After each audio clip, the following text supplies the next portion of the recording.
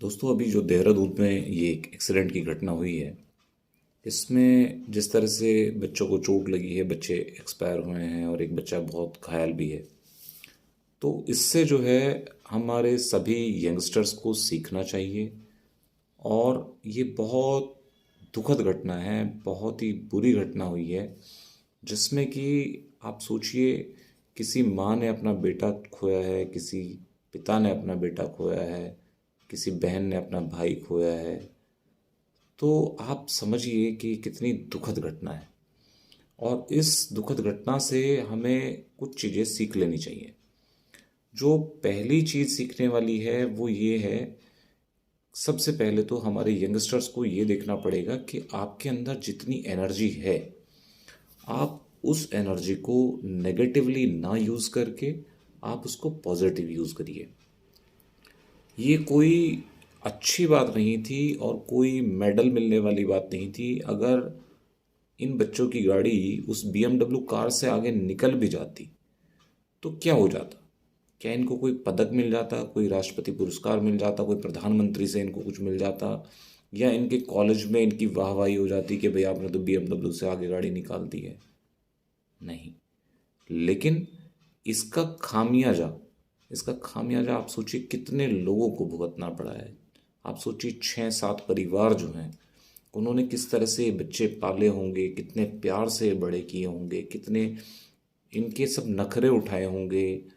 जिस तरह की परवरिश बच्चों को मिली थी, सारे बच्चे अच्छे पढ़े लिखे थे, अच्छे परिवारों से थे। तो ये बात सबको सीखने वाली है। दूसरी चीज़ और दूसरी बात जो इसमें सबसे बड़ी सीखने वाली और बनती है, वो बनती है इनके माँ बाप के लिए और सभी बच्चों के माँ बाप के लिए। आप समझिए कि आपके बच्चे रात को 1:30 बजे 2 बजे घर से बाहर हैं, तो और आपको पता नहीं है कि वो क्या कर रहे हैं। तो ये इसका मतलब कहीं ना कहीं कंट्रोल की कमी भी थी। बच्चों पे कंट्रोल होना ज़रूरी है। और मैं तो कहूँगा, जैसे कह देते हैं कि बच्चों की शादी हो गई है, बच्चों की शादी के बाद भी आपको उनसे पूछना चाहिए, माँ बाप को पूछना चाहिए कि कहाँ जा रहे हो, क्यों जा रहे हो, क्या काम है। अगर रात को आप 1:30 बजे घर से बाहर हो तो क्यों हो, आपका कोई ऑफिशियल काम है। अगर ऑफिशियल काम नहीं है तो आप बाहर क्यों हो, और ऑफिशियल काम भी है तो उसकी बच्चों की जानकारी हमें होनी चाहिए। कहीं ना कहीं देखिए, अगर आप पूछ लेते तो हो सकता है कि बच्चे नाराज़ हो जाते, हो सकता है बच्चे झल्ला जाते, लेकिन कम से कम जान तो बच सकती है ना। तो इसलिए जो है हमें ये सब चीज़ें बहुत ध्यान रखनी चाहिए। तीसरी चीज़ जो है वो कहीं ना कहीं एक प्रश्न जो है वो शहर की पुलिस प्रशासन और प्रशासनिक व्यवस्था पर भी बनता है। ऐसा नहीं है कि सारी जो जिम्मेदारी है वो सिर्फ परिवार की हो जाए। और आप समझिए, देहरादून पुलिस, मैं मानता हूँ मित्र पुलिस है, बहुत अच्छी पुलिस है और बहुत अच्छी पुलिसिंग भी है, लेकिन 140 किलोमीटर पर प्रति घंटा की स्पीड से दौड़ती हुई गाड़ी, आप सोचिए कि पुलिस को पता नहीं है और पुलिस इसका पता भी नहीं लगा पा रही है। ये तो इस घटना में सिर्फ ये बच्चे गए हैं, जो बच्चे गए हैं वो बेचारे, बहुत दुखद घटना है, वो बच्चे गए हैं। अगर ये भी तो हो सकता था ना कि डिवाइडर से दूसरी तरफ जब गाड़ी जा रही थी तो कोई मासूम जिसकी कोई गलती भी नहीं थी वो भी इसके नीचे आ सकता था, वो भी इन गाड़ियों में, इस गाड़ी के नीचे फंस सकता था। और अगली चीज़ ये भी है कि जो आगे वो गाड़ी जा रही थी बीएमडब्ल्यू, उसका भी पता लगना चाहिए कि वो भी तो लगभग लगभग उसी स्पीड से दौड़ रहा होगा। तो इसमें पुलिस प्रशासन को भी थोड़ा सा सख्त रवैया अपनाना चाहिए। रात को पुलिसिंग इतनी ज़्यादा टाइट होनी चाहिए कि अगर गाड़ी एक नियमित जो गति सीमा है उससे अगर तेज जा रही है तो वो गाड़ी पुलिस के कब्जे में होनी चाहिए। अगर कोई ड्रिंक एंड ड्राइव कंडीशन में है तो डेफिनेटली उसको जो है पुलिस को रात भर कम से कम अपने पास वहीं थाने बैठाना चाहिए। और उस अगर बच्चे हैं तो बच्चों के माँ बाप को बुला के रात को तो हैंड ओवर ना करें, रात को तो कम से कम एक रात तो उन्हें जेल की हवा खिलाए। अगले दिन सुबह दे दे बच्चों को, ताकि उनको समझ में आए। और पुलिस प्रशासन को मेरा मानना ये है कि किसी दबाव में नहीं काम करना चाहिए। अगर पुलिस प्रशासन पे कोई दबाव बनाता है तो पुलिस को साफ कह देना चाहिए, भाई साहब कल अगर आपके बच्चे के साथ कोई दुर्घटना होती है तो कल क्वेश्चनिंग हमसे भी होती है, क्वेश्चनिंग पुलिस से भी की जाती है। अगर अब कई तरह के सवाल उठ रहे हैं कि जाखन से गाड़ी चली है, बल्लूपुर चौक की तरफ जा रही है, 140 किलोमीटर की स्पीड से दौड़ रही है और पुलिस को पता नहीं है।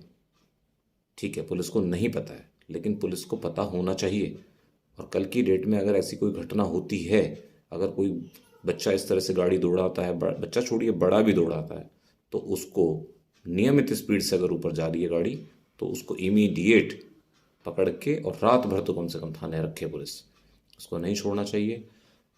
और आगे जो यंगस्टर्स हैं, मुझे अपना बड़ा भाई मान लीजिए, जैसे मान लीजिए, मेरी आपसे हाथ जोड़ के निवेदन है, हाथ जोड़ के निवेदन है प्लीज़, कि ऐसे दुख के लिए अपने माँ बाप को मत छोड़िए।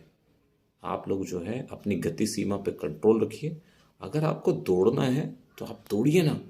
आपके जीवन में कितनी चीज़ें हैं दौड़ने के लिए, आपके जीवन में कितने लक्ष्य हैं दौड़ने के लिए, आप उनको अचीव करिए। और वाकई अगर आप देखिए, नीरज चोपड़ा है, नीरज चोपड़ा की तरह आप भाला फेंकिए, नीरज चोपड़ा की तरह भाला फेंकिए, पूरा देश आपको मान देगा। आप मिल्खा सिंह की तरह दौड़िए, पूरा देश आपको मान देगा। आप पीटी ऊषा की तरह दौड़िए, पीटी ऊषा की तरह आप दौड़ेंगे तो मान देगा देश आपको। अरे कितने सब चीज़ें हैं, कितनी सब चीज़ें हैं जिनमें आप नाम कमा सकते हो।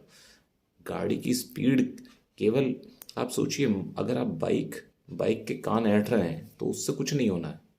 बाइक का कान ऐंठ लिया तो क्या हुआ? आपकी कौन सी कलाकारी हुई उसमें? आपने तो स्पीड बढ़ाई, वो दौड़ रही है, उसका इंजन है। आपने गाड़ी का एक्सीलेटर दबाया, वो दौड़ रही है, तो आपका क्या उसमें हुआ? केवल स्टीयरिंग घुमाना बस नहीं। आप अपनी स्पीड दौड़िए और अपनी गति तेज करिए, वाकई गति तेज करिए, लेकिन पॉजिटिव दिशा में तेज करिए। आपको बहुत तरक्की करनी चाहिए। मेरे भाइयों, मेरे दोस्तों, आपसे मेरा निवेदन है कि कृपया ऐसी कोई घटना, हमारी जितनी भी यंग जनरेशन है, मैं रिक्वेस्ट कर रहा हूँ उनसे, मैं आपसे रिक्वेस्ट करता हूँ, प्लीज़ ऐसी घटना मेरे पूरे देश में दोबारा नहीं होनी चाहिए। ये बहुत दुखद घटना है। ये सभी बच्चे बहुत प्यारे बच्चे थे। कहीं ना कहीं देखिए, ये बच्चे हमारे डायरेक्ट परिवार से नहीं जुड़े हुए थे। हम जानते भी नहीं हैं उन बच्चों को, लेकिन किसी का बच्चा जाता है तो दुख सबको होता है। तो इसलिए मेरी आपसे निवेदन है कि आप प्लीज़ यंगस्टर्स ऐसा ना करिए और देश के नाम अपनी गति करिए, देश की तरक्की में अपनी गति लगाइए। धन्यवाद।